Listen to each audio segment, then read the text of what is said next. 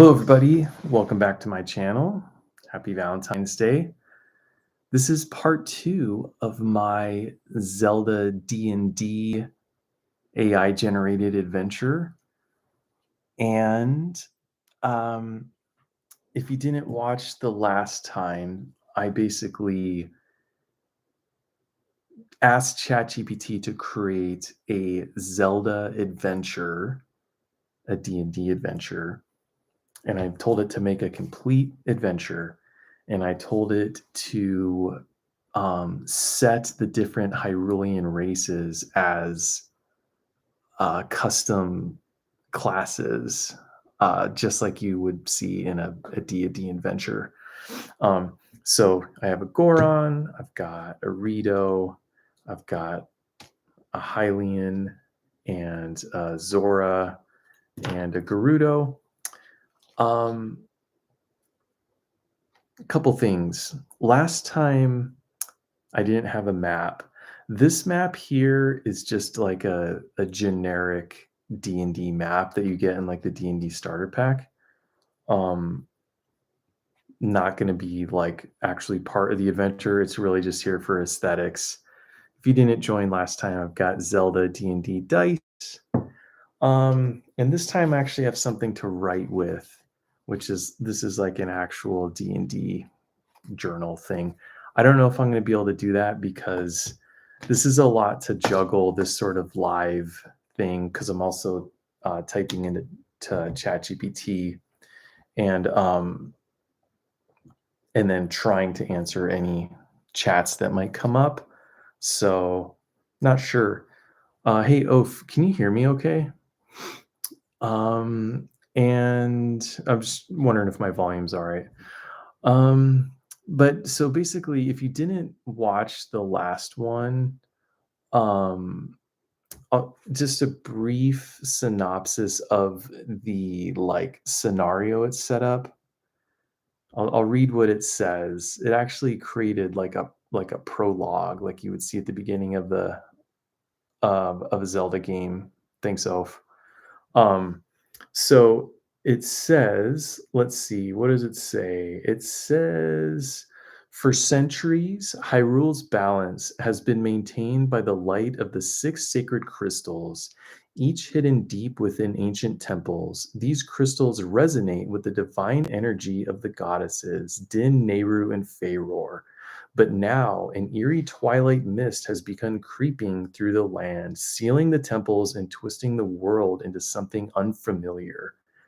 The king of Hyrule has vanished, and Princess Zelda has issued a summons to warriors across the land to investigate the crisis. Upon arrival at Hyrule Castle, you and your companions are chosen for this task. Zelda's message is clear. The sacred crystals must be restored before Hyrule falls to darkness. The temples are locked, but each has a hidden key in another part of Hyrule.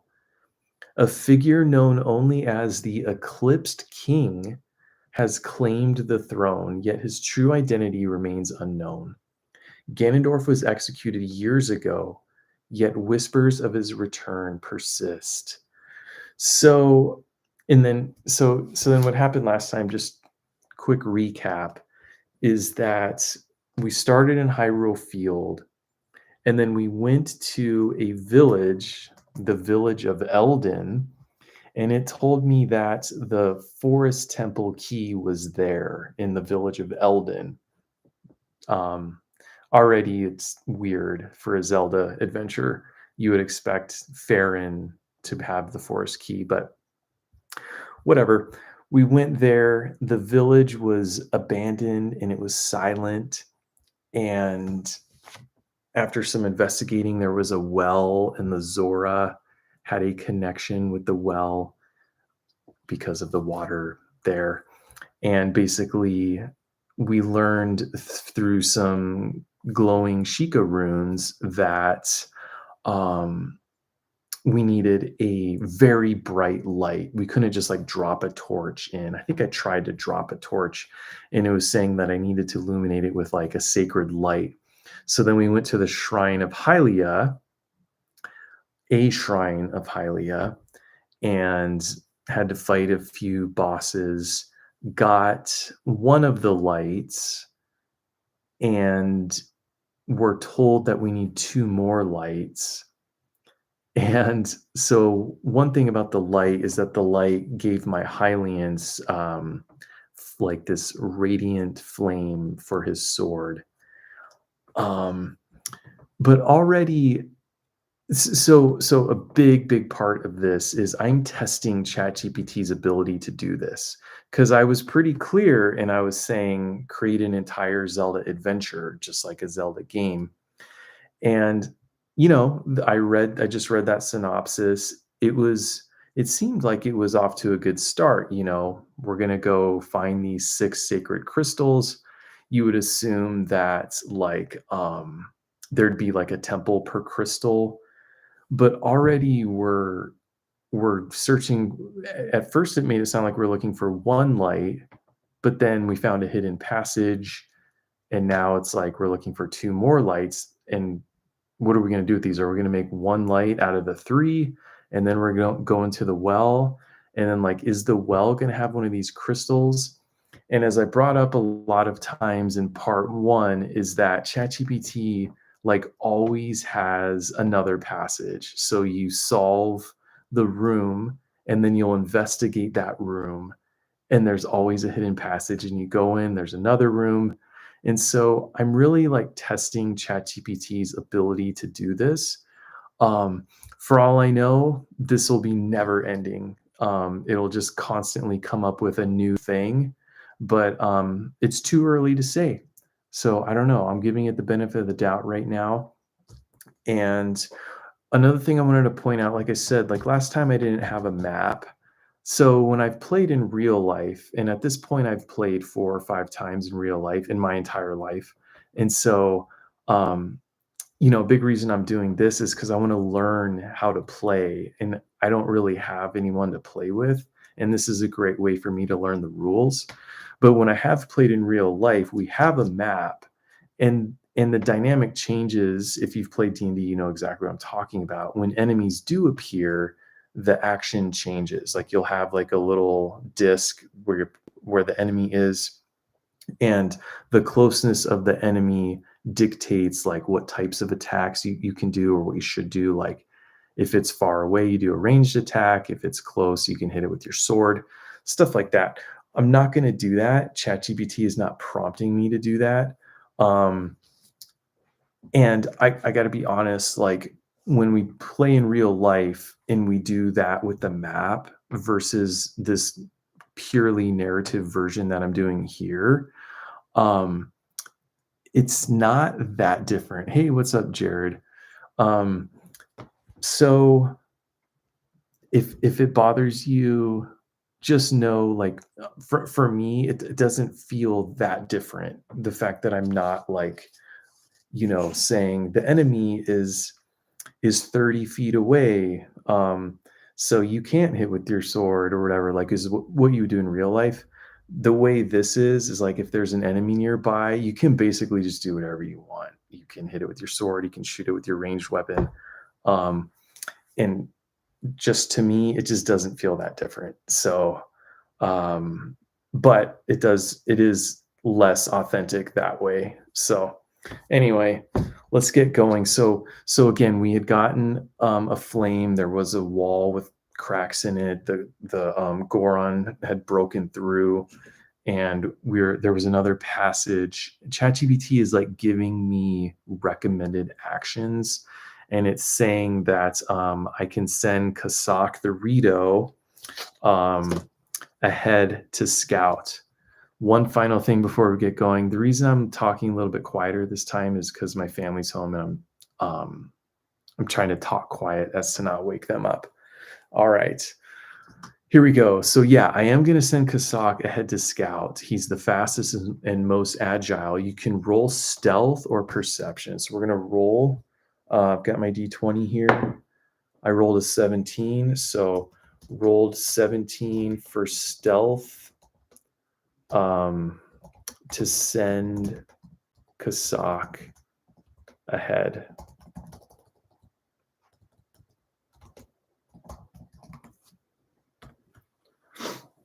All right, here's what it says.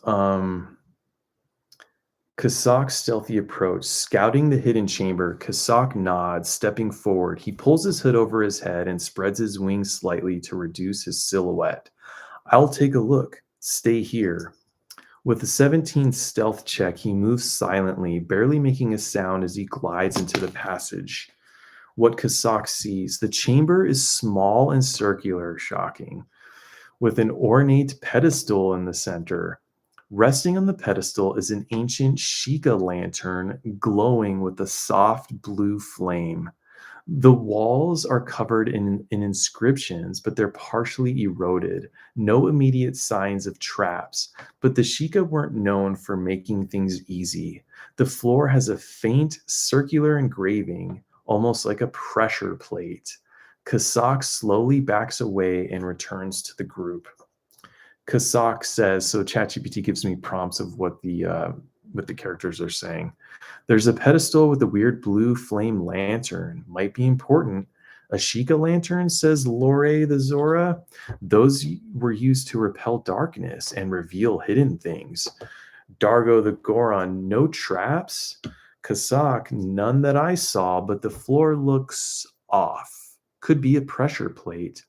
Nira, the Gerudo. So, do we risk taking the lantern?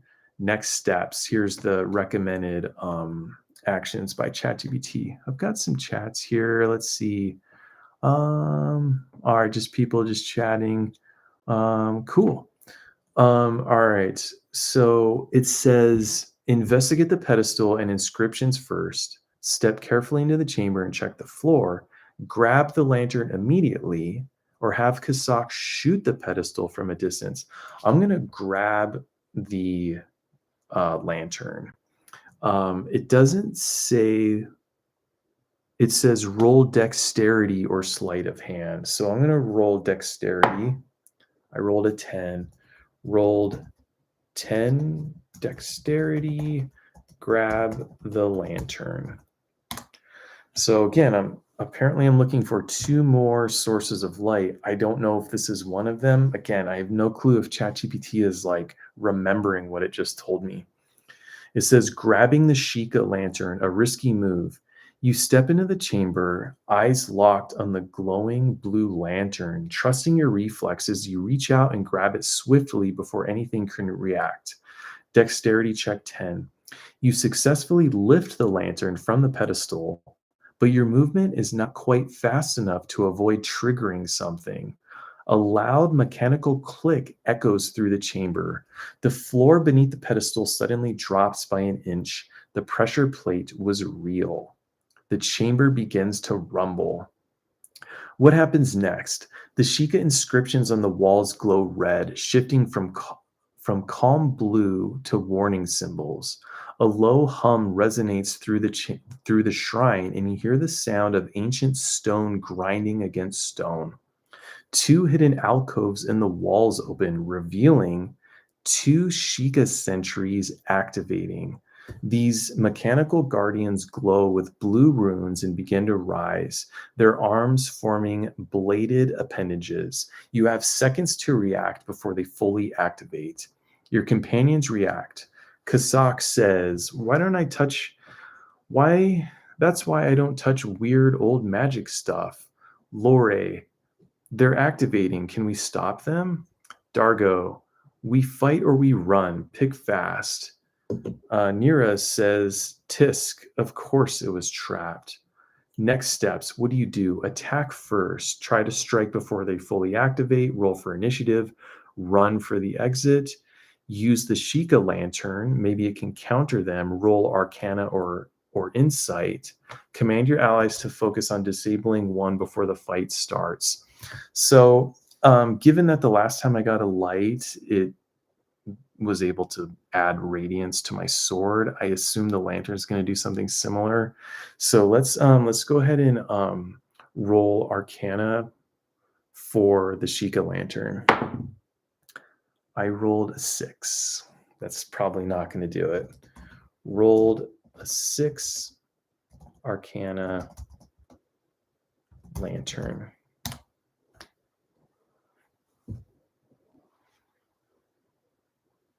Yeah, Jared, it sounds like they are like Skyward Sword guardians.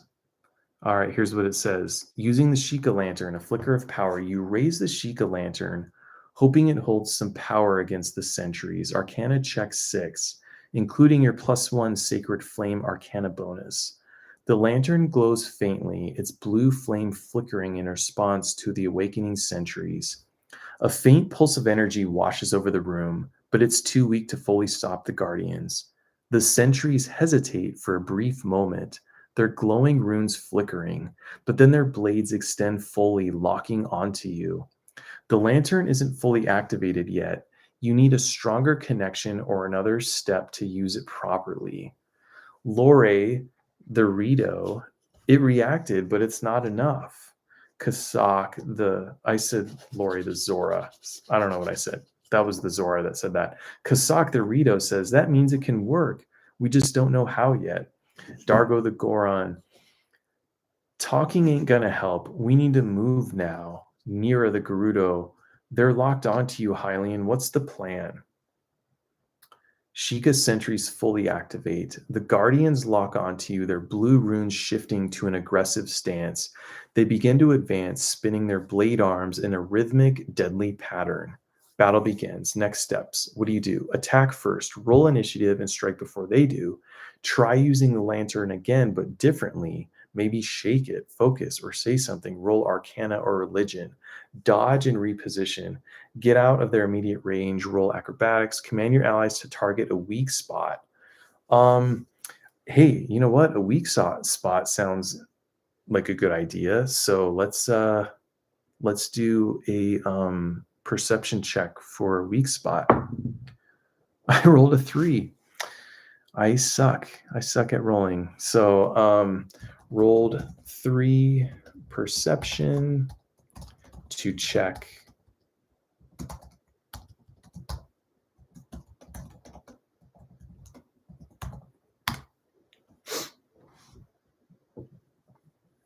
It says, searching for a weak spot, failed attempt. Perception check 3. You quickly scan the Sheikah sentries looking for a weak point, but the ancient technology is too advanced for you to understand at a glance. Their runic cores glow beneath their armor, but their movements are too precise, making it hard to tell if there's an opening. The rotating blades make it dangerous to attack recklessly. The only thing you know for sure is that they are fully locked onto you. You're the primary target. Your companions react. Kasak, we don't have time for this. Just pick a target and go. Lore, if the lantern reacted, maybe we can shut them down. Dargo, smash first, ask later. Nira, keep moving. Don't let them corner you. The Sheikah sentries move first. One sentry lunges at you, spinning its bladed arms. Rolling to hit, 13. Your AC is 16, so it's a miss. You step back just in time, the blades narrowly missing you. The second sentry targets Dargo, recognizing him as the next biggest threat. Rolling hits, 17 hits. Damage, 7 slashing. The spinning blades cut into Dargo, but he grits his teeth unfazed. Dargo, Tisk, that's all you got? Your turn again. Attack with your sword. Use the lantern again, but try something different. I don't know. Should I try the lantern again? I keep failing at stuff like that. But sure would be nice to figure out what the lantern is for. Let's try the lantern again. But this time we're going to roll for religion. I rolled an 18. Okay. Rolled 18 for religion lantern. It says the Sheikah lantern awakens. You grip the Sheikah lantern tightly, closing your eyes and focusing, not through force, but through faith. Religion check 18. The moment you channel your intent, the blue flame surges to light, glowing brighter than before. Ancient Sheikah symbols flash across the surface, and suddenly a wave of divine light bursts from the lantern, flooding the chamber. What happens? The Sheikah sentries freeze, their glowing runes flickering wildly, struggling against the sacred energy. Their bladed arms slow, and for a moment they seem conflicted, trapped between their original programming and the lantern's command. The flame inside the lantern pulses 3 times as if waiting for a command. Lore gasps. It worked. The lantern wasn't just for light, it was made to control them. It's like the what do you call the copy rod? Is that what it's called? Not the copy rod. What is the Dominion rod, right? So you were right, I think, about the Guardians, right? I guess that's Twilight Princess. When you use the rod to control the Guardians, right? Next steps. What do you do? The Sheikah Lanterns is fully activated and the sentries are momentarily paralyzed. You can now issue a command. Command them to deactivate. I could tell them to stand down. Command them to reveal a secret within the shrine. What were you guarding? Command them to aid you, serve us, or destroy them while they are stunned.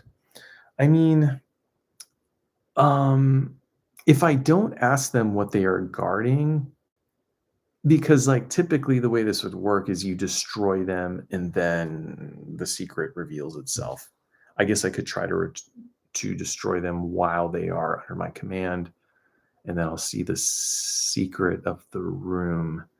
But if I can just ask them, so yeah, I can roll investigation. Let's see what happens. I rolled a 1. Let's see if 1 does the trick. You think the DM allows a 1? Okay, see, rolled a 1 investigation to ask them to reveal the secret of the shrine. And it does seem like 10, a roll of 10 is the minimum. That's just been my experience throughout this whole thing. So I seriously doubt a 1. It says failing spectacularly.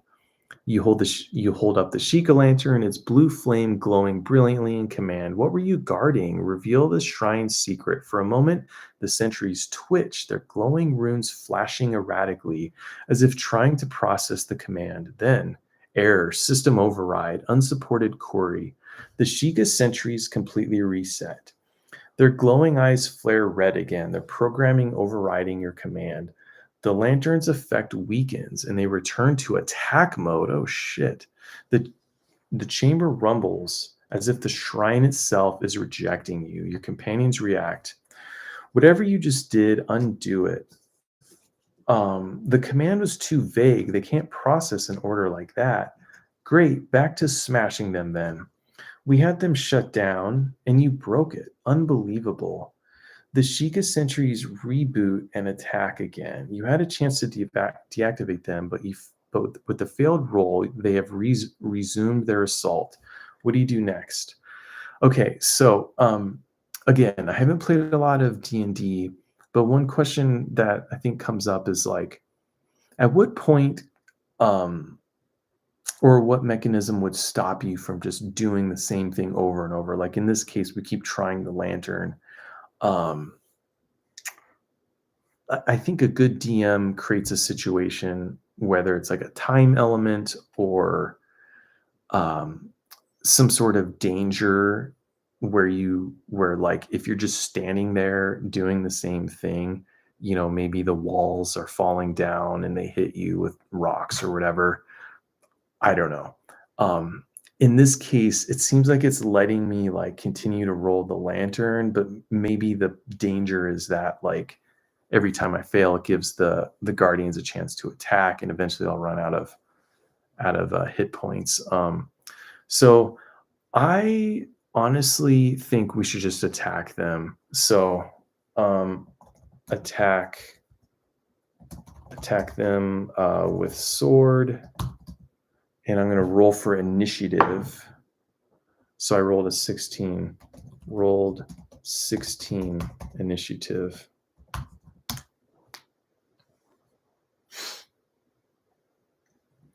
So Jared says most spells and things have a limit of actions you can before you rest. But all right, it says you act first. The Sheikah sentries fully reboot, their glowing blue runes shifting back into combat mode, but you don't give them the chance to attack first. You grip your sword and charge forward. Your roll to attack. Since you have the Sacred Flame's power, your weapon still deals +2 radiant damage on a hit. Roll to hit with your sword. Let me know the result. Okay, so I need ChatGPT to tell me which dice to roll. Again, part of this is for me to learn the game, and I don't even know what to roll. So tell me what dice to roll. I mean, I assume it's an 8 or a 6. It says, since you're using your sword, likely a long sword or similar weapon, here's what you need to roll. Attack roll. Roll a d20. All right, so I rolled a 13, and then add my strength modifier, which is +3, +2 for proficiency bonus, for a total attack bonus of 5. So I'll tell it I rolled a 13.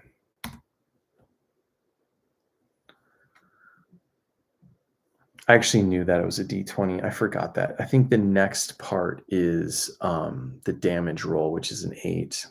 Okay, so your attack lands. The Sheikah sentry isn't fast enough uh, to dodge as your sword, infused with the sacred flame, cuts through its mechanical frame. Now roll for damage, which is what I thought we were doing before. Roll a d8 and add +5. All right, so d8 is going to look like this, right? Oh my God, no, it's not right. This is a 9. Sorry, again, brand new to this. This is the d8. Yeah, d8. Okay. Roll a d8, add +5. Okay, so I got a 2. I rolled a nat 2.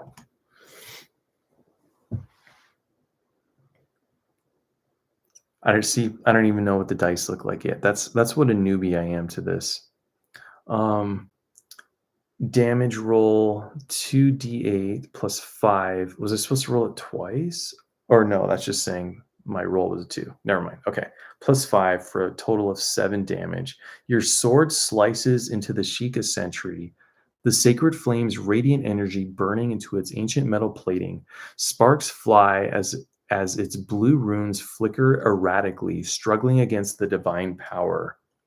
Your strike lands cleanly, carving through its outer armor. The Sheikah sentry staggers, its blade arms twitching as blue sparks cascade from the wound. The sacred flame's light burns along the cut, preventing the sentry from regenerating quickly. The sentry is damaged, but still standing. Companion's turn. Kasak fires an arrow. And so if you didn't join last time, ChatGPT does the rolls for these characters. So I only roll for the Hylian. ChatGPT does it for the other ones. Let's see. We've got some comments here talking about just rolling and how it works. Yeah. So it's saying Kasak fires an arrow, rolling a 14. That was generous. Hit damage 6 plus 1d4, wind 3 equals 9 total. His arrow pierces one of the sentry's joints, slowing its movement. Dargo the Goron charges in, rolling a 19. Damage 2d6 plus 3 for 13 total. I don't quite understand some of the scores here. So 2d6 plus 3. I don't get it. How do we it says 2d6 plus 3 for 13 total. His massive fist slams into the sentry, cracking its frame. Nira slashes twice, rolling an 8. She misses. but then she rolls again. So she has two swords, so she rolls twice. If I was playing this, I would definitely want to be her because you get to roll twice. Let's see. Oph is saying that can be a d6 rolled twice or 2d6 at once. Yeah, it's just weird it didn't tell me what the total of the two rolls was, but it's fine. All right, so her damage, she did 5 plus 1d6 lightning for 3, so she got an 8 total. One strike misses, but the second shocks the sentry circuits. Lore, the Zora, casts Water Surge, rolling a 12 for a hit. Damage 4 total. Water slams into the sentry, disrupting its movement. Sheikah's sentry's turn. The damaged sentry retaliates, targeting you with the spinning blade attack, rolling a 15. Your AC is 16, miss. You dodge just in time. The whirling blades narrowly miss your chest. The second sentry targets Dargo, rolling a 17, hit, damage 8 slashing. Dargo grits his teeth, but still stands strong. You hit for 7 damage. Your allies severely weakened the first sentry. The sentry's attacked, but you dodged yours. The first sentry is nearly destroyed. The second is still strong. All right, so it's my turn again. So I'm going to try to finish off the first sentry. So I'm going to roll a d20. All right, rolled 15 to attack the first sentry.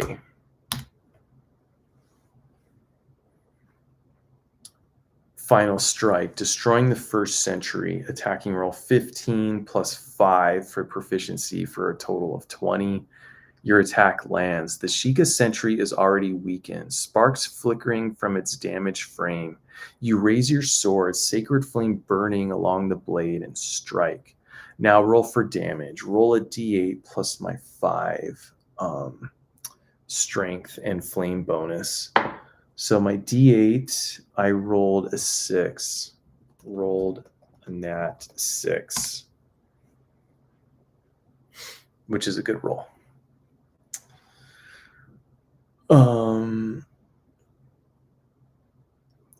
ChatGPT is being slower today than normal.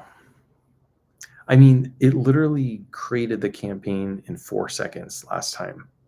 I said, hey, create a Zelda campaign. It was like maybe less than 4 seconds. It's like, okay, here we go. But now it's taking its time. All right, final blow. The first Sheikah sentry falls. Damage calculation, 6 for the d8 roll, plus 5 strength and sacred flame bonus for 11 total damage. Your blade, empowered with the sacred flame, cuts cleanly through the first Sheikah sentry's core. The Sentinel's blue runes flicker wildly, sparks and glowing Sheikah symbols flashing across its surface. The sacred flame burns through its core, severing the power that animates it. The sentry lets out a mechanical screech, its limbs locking up before collapsing into a heap of broken gears and metal. A small blue pulse ripples from its remains, signaling its final deactivation. The first Sheikah sentry is destroyed. Your companions react. One down, let's finish the other. Dargo, ha, that's how it's done. Nira, no mercy for machines. Lore, stay focused, the other one is still active. The second Sheikah sentry moves. With its companion destroyed, the remaining sentry locks onto you as the biggest threat. Its blade arms spin faster and it lunges, rolling to attack, 14. Your AC is 16, so it misses. You sidestep just in time, the blade slicing through the air where you stood moments ago. Your companion's turn. Kasak the Rito fires an arrow, rolling 16 hit, damage 8 total. The arrow slams into the sentry's side, denting its plating. Dargo charges in, rolling a 10, miss. He swings, but the sentry dodges just in time. Nira, the Gerudo, slashes twice, rolling 14 for a hit and a 9 for a miss. Damage 6 total. One strike connects, sending a jolt of electricity through the sentry. Lore casts Water Surge, rolling a 12 for a hit Damage is a 5 total. A blast of water staggers the sentry, slowing its movement. Battle summary. You destroyed the first Sheikah sentry. The second sentry took 19 damage this turn. The sentry attacked you but missed. The second sentry is still functional but significantly weakened. Your turn again. Um, I would like to, I don't know, should I just finish it off? Um, because I could try to use the lantern again, but I feel like I've tried that so many times. What's the point? Um, if I do get command of them, see, like, here's the thing. It seems like there's always a way out, and it's saying when I had commanded them earlier, I could have asked it to reveal the secret. I feel like no matter what, I'm going to find the secret. That seems to be kind of the way this game works. Is like you can always just do a perception check or investigation, and you'll find the secret. And so I just want to finish it off. But I'm going to try my ranged weapon. I don't know if we've established that I have a bow. When it built the classes, I assume I got a bow. So, yeah, we still have the flame from the Shrine of Hylia. So every time I attack with my sword oath, it's giving me a bonus for that. So, all right, I rolled a 14. Roll 14 ranged attack with bow.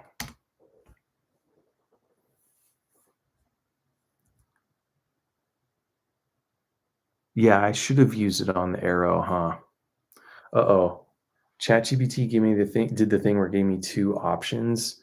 So response 1 is ranged attack with a bow, aim shot. And then response 2 is ranged attack with bow targeting the second Sheikah sentry. I don't know. That's weird. For the standard bow attack, roll a d8. I'm just going to tell it the second option. Okay. Roll a d8 for bow damage plus my uh, dexterity modifier, which is 3. So I rolled a 7. 7 nat on my d8.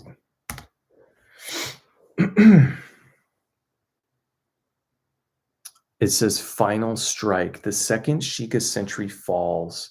Damage calculation. 7 d8 roll plus 3 dexterity modifier for a 10 total damage. Your arrow slams into the Sheikah sentry's core, piercing its weakened frame.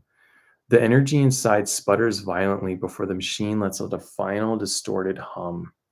Narrative result. The sentry stumbles back, its blue runes flickering erratically. A high-pitched whirring sound grows louder as its circuits fail.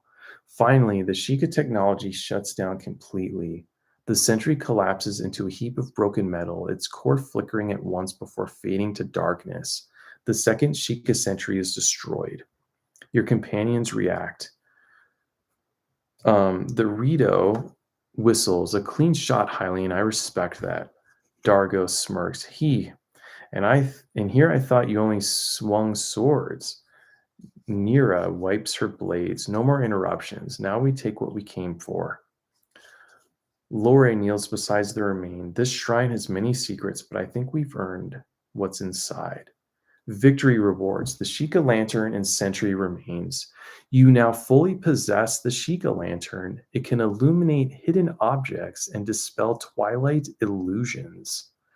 It may also interact with Sheikah technology. Loot from the sentries, 2 Sheikah cores, energy sources, valuable, possibly useful for crafting or unlocking runes, 1 ancient gear, heavy but valuable, used in Sheikah machinery.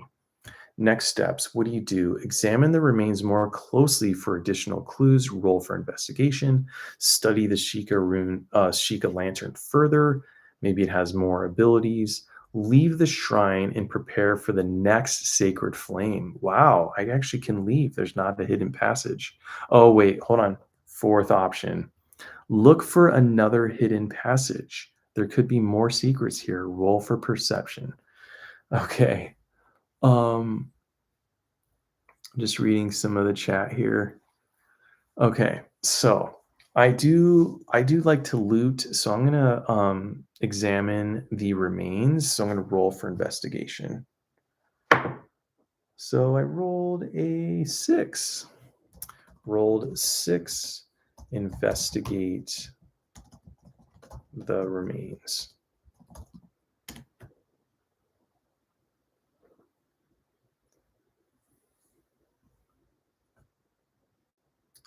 You sift through the wreckage of the Sheikah centuries looking for anything valuable or hidden, but your search is clumsy and rushed. You gather 2 Sheikah cores and 1 ancient gear, but beyond that, nothing else stands out to you.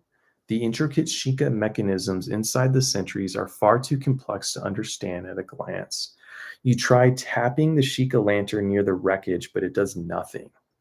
Your companions react. Kasak, well, unless you're planning on building a century of your own, I think that's all we are getting. Lore. The Sheikah cores alone are worth a lot. Maybe someone in Hyrule can help us understand their purpose. Dargo. Pa, you should have just grabbed them and left. We already got the lantern. Let's move. If there's nothing more to learn from the corpse, if there's nothing more to learn, it won't be from their corpses. What you know so far, you have the Sheikah lantern, a tool capable of revealing hidden objects and dispelling twilight illusions. The Sheikah cores and ancient gear are valuable, but you don't know their full purpose yet. The centuries were likely guarding something beyond just the lantern. Study the Sheikah lantern further. Okay, let's look for a hidden passage. So I'm going to roll for perception. And I rolled a 1. Rolled a 1 perception hidden passage check.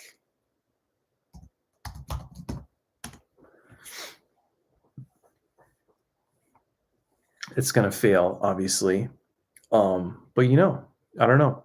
Sometimes they just give it, sometimes it's just a freebie. You confidently begin searching the shrine, convinced there must be another hidden passage somewhere, but instead of making progress, you trip over the remains of the Sheikah century, landing flat on your face. Oh no. While brushing yourself off, you accidentally knock over a loose brick, sending it clattering loudly across the chamber. You press random stones on the wall, hoping for a hidden switch, but nothing happens. At one point, you mistake your own shadow for a hidden doorway and swing at it. Your companions are watching. Kasak says, "You are so bad at this." Dargo, "This is actually painful to watch." Nira, "If there was a secret passage, I think you just scared it away." Lore sighs deeply. Maybe let someone else try next time. ChatGPT getting sassy here. So it says outcome, no secret passage found. You've embarrassed yourself in front of your team. It says, what do you do next? Leave the shrine and continue your quest for the next sacred flame.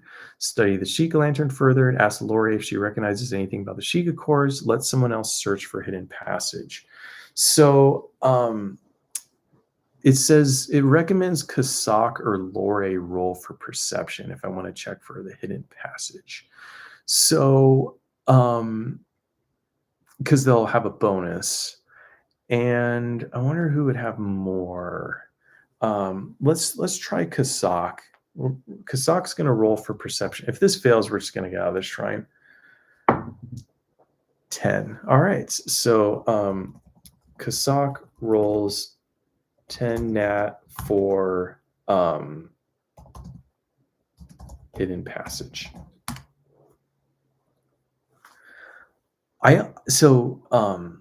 In all those other cases when I kept finding hidden passages, I didn't really realize I could have just left.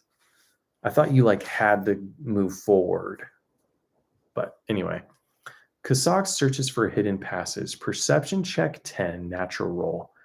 Kasak sighs, stepping forward after watching your failed attempt. He scans the chamber carefully, brushing his wings against the stone walls and checking for any irregularities. He doesn't find a hidden door, but he does notice something unusual.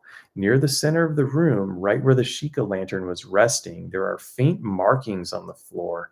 They resemble a Sheikah travel rune, like the runes used for transportation or teleportation. The markings only faintly glow as if lacking power. Kasak's reports, there's no door, but this symbol on the floor, it's important. Looks like a Sheikah rune for travel, but dim. Lore. If it's faded, that means it's either inactive or missing its energy source. Dargo. So we break it open or light it up? Nira. Or we need something else to activate it. Hylian, this is your quest. What's your call? Yeah, I mean, we have the lantern.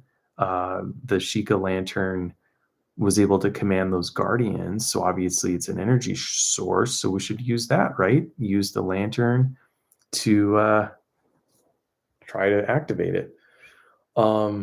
So it says, new clue discovered, a Sheikah travel rune. A faded Sheikah symbol lies on the ground where the Sheikah lantern was. It might be teleportation pad or reveal a secret when powered. It needs energy to activate, possibly from the Sheikah cores you collected or the lantern itself. Next steps. What do you do? Try using the Sheikah lantern on the rune. Yeah, so I'm not even going to read the other options because that's what we're going to do. So I roll a 12. Rolled a 12. We're going to do Arcana.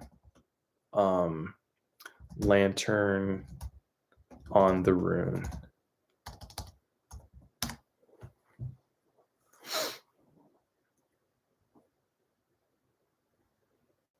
It says you hold up the Sheikah lantern, letting its ethereal blue flame hover over the faded rune. As the light touches the marking, the rune flickers weakly, the symbols glowing a dim blue, but not fully activating. A low hum resonates through the chamber, as if the shrine acknowledges your attempt, but lacks enough power to fully respond. A few Sheikah symbols illuminate, forming incomplete words. Sacred, path, must be, Then the glow fades again. Your companions react. It's reacting, but it's not enough. Something is missing. Maybe the lantern isn't strong enough on its own. Dargo, what if we just give it more juice? Nira, then we test that theory. Try the Sheikah core. All right, new clue discovered. The Sheikah lantern partially activates the room, but that's not enough. The symbols mention a sacred path, likely tied to the 3 sacred flames. The rune still needs additional power to fully function. Next steps. What do you do? Place a Sheikah core on the rune. Yeah, let's place a Sheikah core on the rune. Yeah, let's see what happens. We're going to roll investigation. And I rolled a 17. Rolled nat 17. Place core on rune.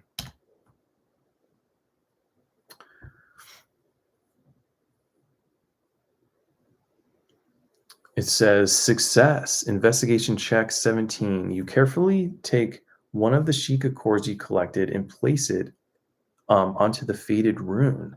As it settles into place, the symbols on the floor pulse with energy. The rune absorbs the core's power, causing the markings to fully illuminate in brilliant blue light.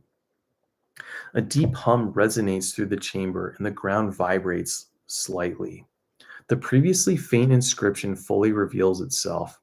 The sacred path remains closed, but the first flame is recognized. A burst of blue energy surges upward, creating a spectral image in front of you. What you see, a holographic figure appears, a tall Sheikah monk, hands clasped in prayer, its face obscured, but its voice is clear. You who carry the first sacred flame, your journey is not yet complete. 2 more flames must be restored before the path shall open. Seek the guardian of the waters and the sentinel of the sands. Only then shall the sacred path be revealed. The guardian of waters, the sentinel of sands. The vision fades, but the rune remains active. You now have a clear path forward. 2 more sacred flames remain hidden in Hyrule. Your companions react. Lore, guardians of the water, that must mean somewhere sacred to my people. Nira, sentinel of the sands, the Gerudo Desert, no doubt.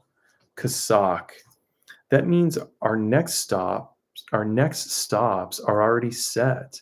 Then what are we waiting for? Time to move. Next steps. What do? Head toward the Zora domain to seek the guardian of the waters. Travel toward the Gerudo Desert to find the Sentinel of Sands. Explore the shrine once more for any final discoveries, or rest and recover before continuing.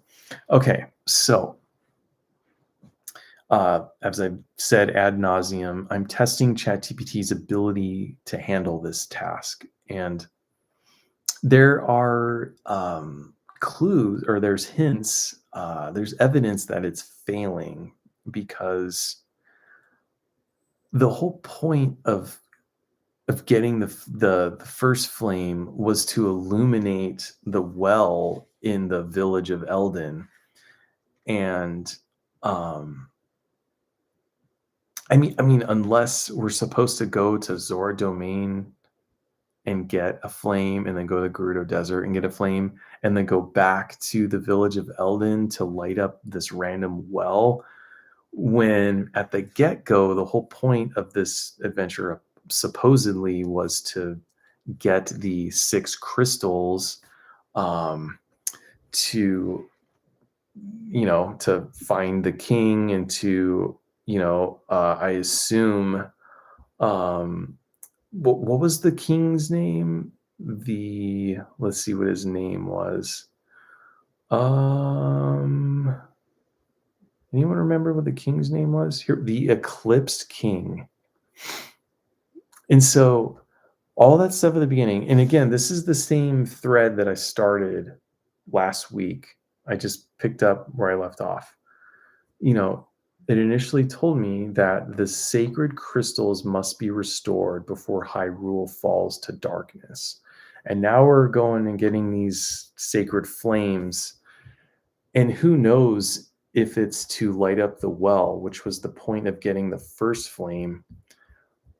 I don't know.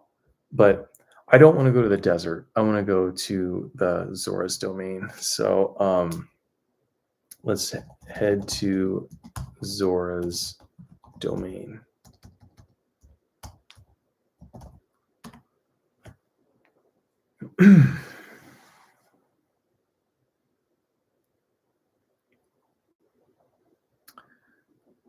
Yeah, Jared, I agree. AI isn't perfect. But you got to admit, man, people are acting like it's going to replace everything, all facets of life. And it can't even remember its own thing from 20 commands ago.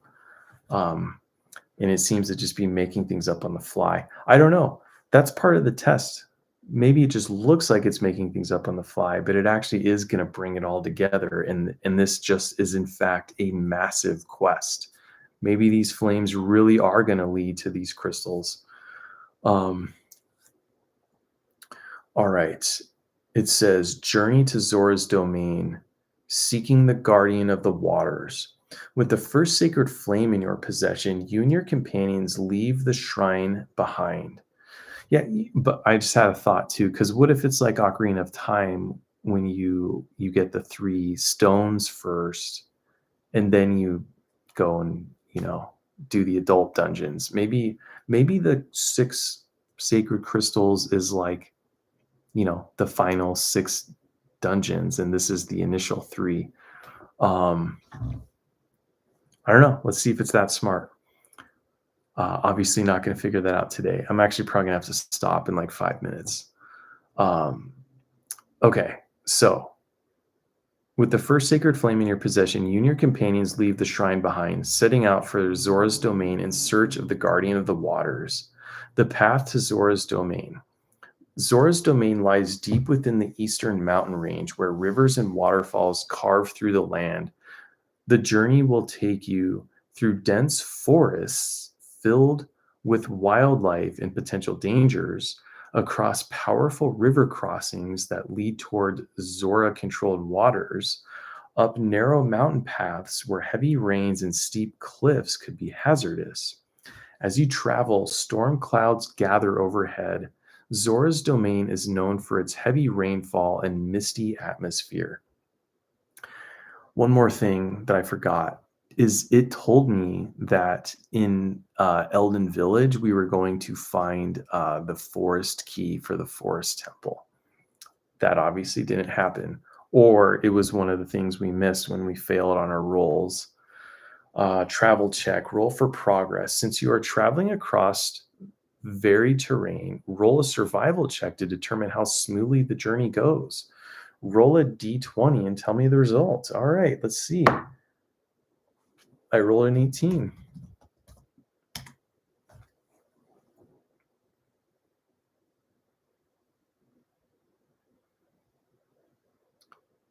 Yeah, Jared, I'm definitely staying up late. I actually fell asleep and then I like woke up. I was like, oh crap, I was supposed to play D&D tonight because I'm trying to do it every Friday because it's kind of the only time I can.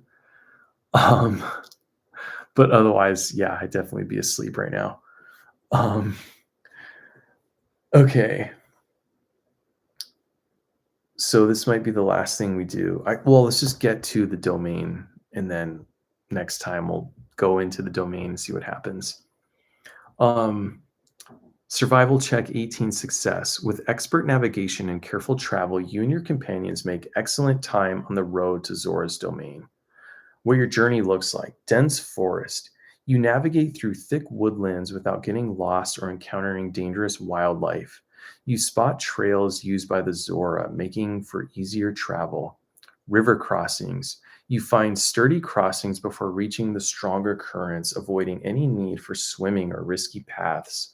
Mountain climb. The path gets steeper as you near Zora's domain, but thanks to your steady progress, you arrive before nightfall. Arriving at Zora's domain. Zora's domain is breathtaking, a kingdom of flowing waterfalls, elegant stone bridges, and glowing blue structures built into the cliffs. The water below shimmers with bioluminescent life, while Zora's citizens move gracefully across the pathways. The moment you arrive, however, you notice something strange. The rain is heavier than usual, even for Zora's domain.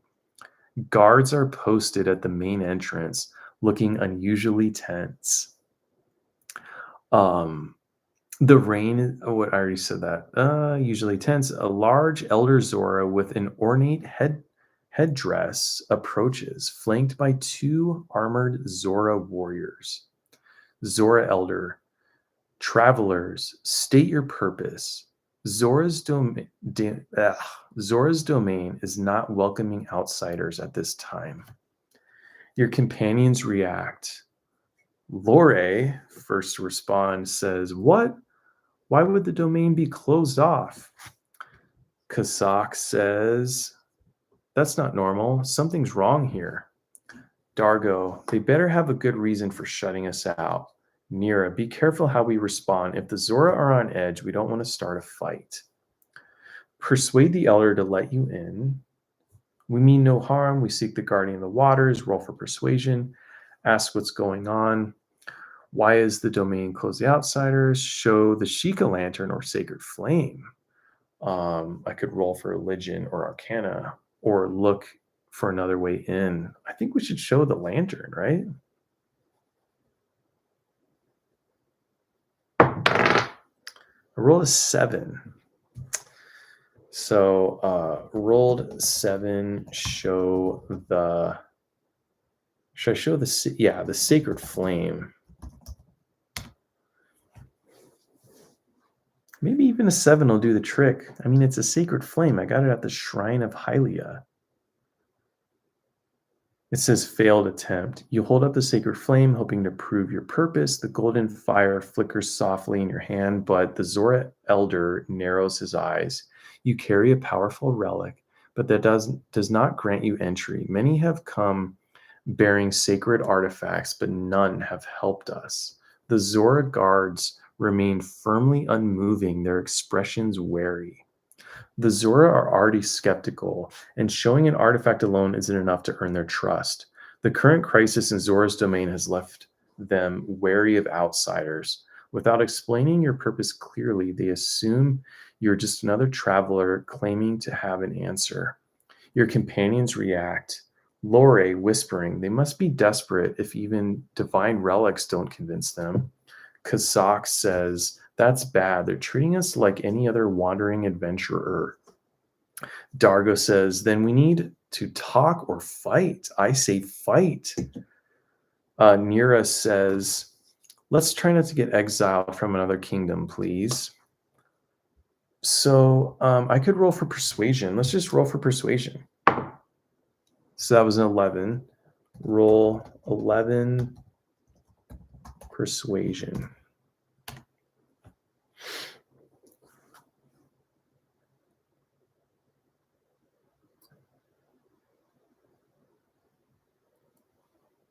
Okay.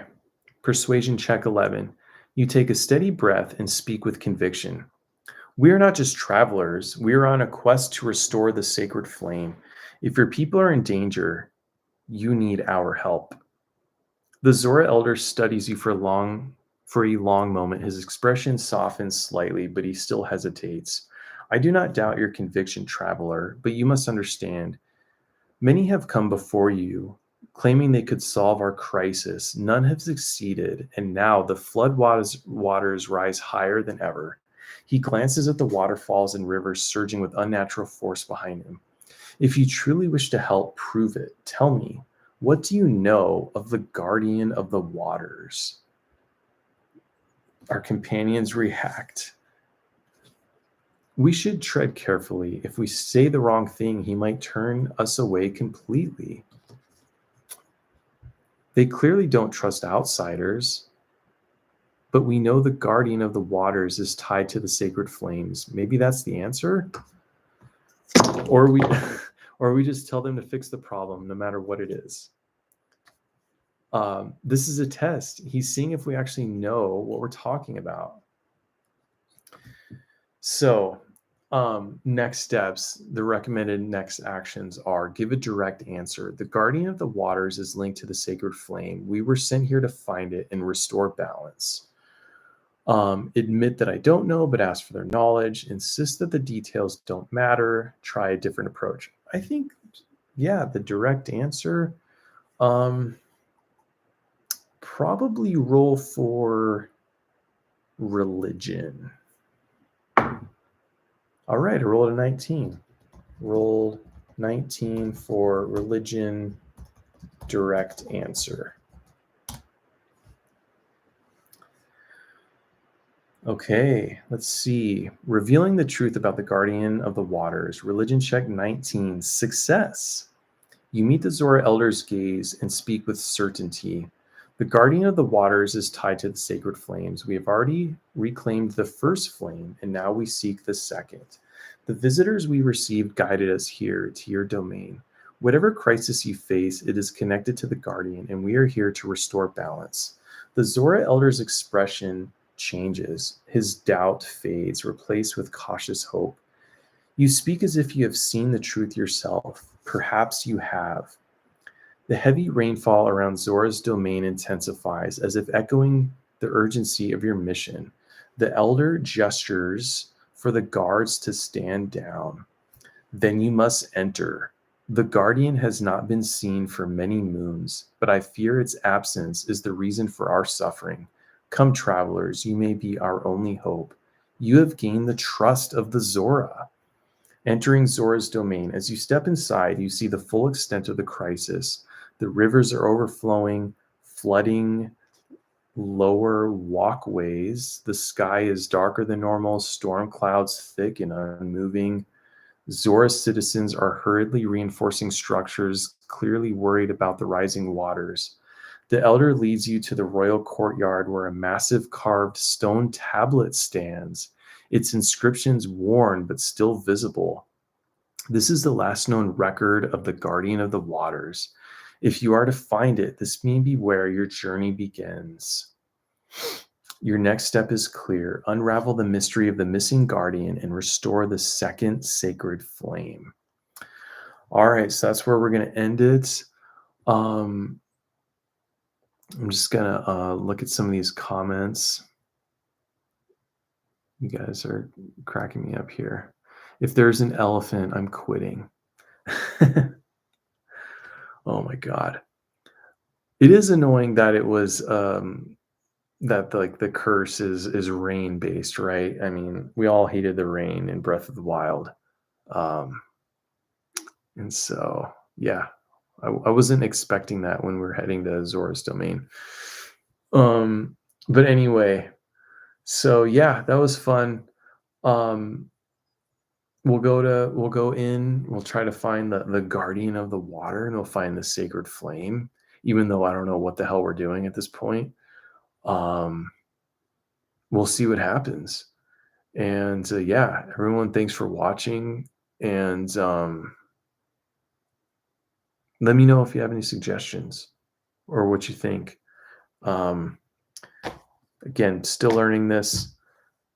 Um, don't know if it matters that I'm not like actually moving along a map, you know? It doesn't seem to matter. Um, but it seems important when you play in real life, right?